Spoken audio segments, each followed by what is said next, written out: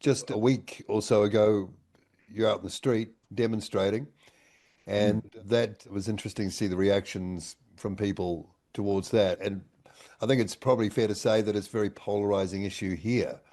And I'm wondering why you think that is, given it, I mean, all the images and all the reporting from Gaza, West Bank shows pretty clearly what's been going on. Yet that's not enough to override this sort of clinging to, and I can see why it would be, but October 7th, you hear the lines from that, the kind of phrases that came out of that all the time, wash, rinse, repeat.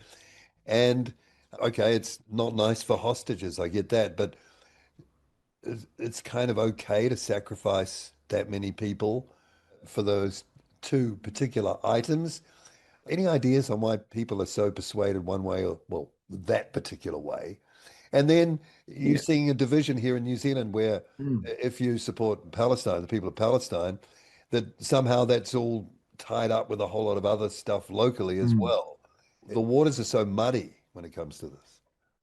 Well, I think the waters are muddy because they've been made muddy. And I think this has been part of the Israeli strategy all the way through, because Israel knows it cannot win the argument. So what it does is it throws out red herrings, it throws mud, it throws everything in to stir the pot and stir the water to make it muddy. So New But it Zealand looks is, like October 7th was, in the definition, possibly a false flag, operation. well, that's something for the Israelis to look closely at. I know there are many Israelis who believe that what happened on October the 7th Well, they were was stood down. that Israel knew that something was up, but deliberately turned a blind eye to it.